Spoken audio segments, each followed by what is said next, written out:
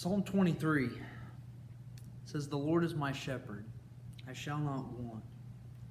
He makes me lie down in green pastures.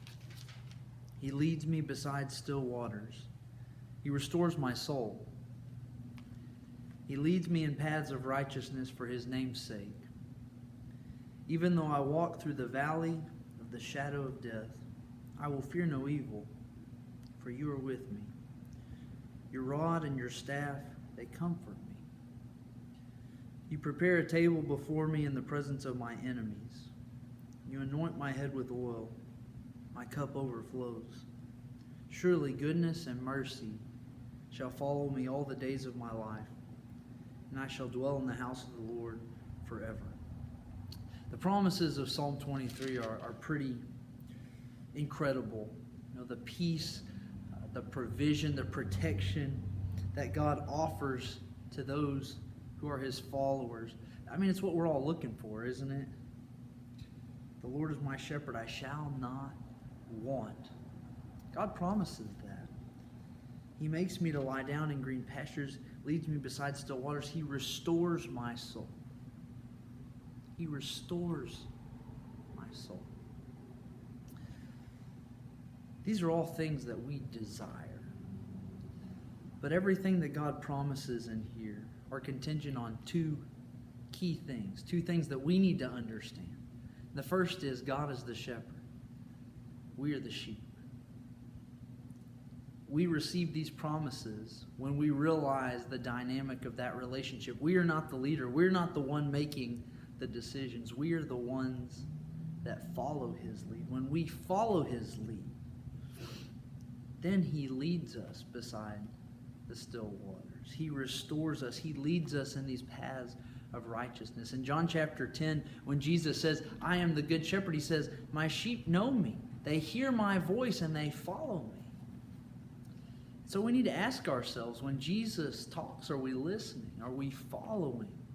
Are we walking in these paths? Because the peace that we're looking for, the green pastures, the restoration that we want, comes when we follow our Savior's voice. We need to know that he's the shepherd and we're the sheep. And we need to know that sometimes he leads us in places that we don't want to go. But it's not because he's trying to torture us. It's because he's trying to give us confidence. Listen to what he says. "You prepare a table before me in the presence of my enemies." Why would he do that? Unless he wasn't afraid.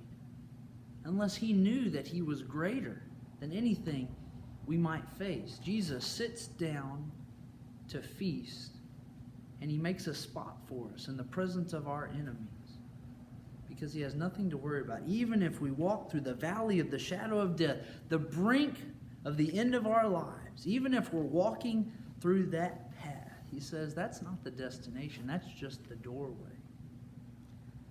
"I will fear no evil, for you are with me." The presence of God in our lives gives us confidence in whatever situation we face. We need to know sometimes we're going to face situations that we don't particularly like. But if the Lord is our shepherd, we have nothing to fear. We have nothing to worry about. He will provide all that we need, but we need to listen and we need to follow him all the days of our life.